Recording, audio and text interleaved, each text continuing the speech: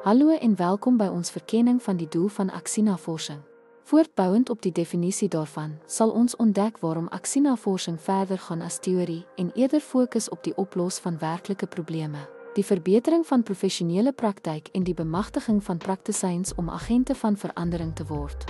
Of jy nou 'n opvoeder is wat jou onderrig wil verfyn of 'n professionele persoon wat uitdagings in jou veld wil aanspreek, hierdie sessie sal jou lei deur hoe aksienavorsing tot betekenisvolle en blywende verbetering kan lei. Die verbetering van praktyk is die primêre doelwit van aksienavorsing, aangesien dit poog om praktyk te verfyn, te verbeter of te verander deur sistematiese ondersoek, wat praktisyns in staat stel om hul werk meer effektief en betekenisvol te maak. Die oplos van praktiese probleme is 'n sleutelfunksie van aksienavorsing, wat begin wanneer 'n spesifieke probleem of uitdaging geïdentifiseer word, wat die navorser in staat stel om oplossings te implementeer en hul doeltreffendheid te evalueer.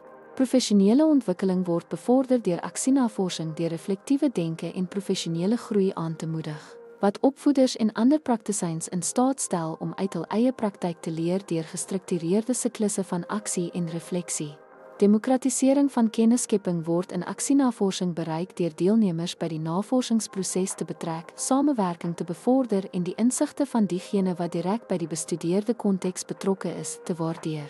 Konteksspesifieke kennis word geproduseer deur aksienavorsing, wat relevante en toepaslike bevindinge genereer wat op 'n spesifieke omgewing afgestem is, eerder as om universele veralgemening te mik. In wese is die doel van aksienavorsing beide prakties en transformerend. Dit stel praktisyns in staat om uitdagings te identifiseer, konteksspesifieke oplossings te implementeer en oor hul impak te besin om voortdurende groei te dryf. Soos uitgelig in hoofstuk 18, gaan aksienavorsing oor meer as net kennisinsameling. Dit gaan oor die skep van verandering, die bevordering van samewerking en die bou van professionele vertroue. Deur hierdie benadering te omhels, neem ons 'n beslissende stap in die rigting van meer effektiewe, reflektiewe en impakvolle praktyk.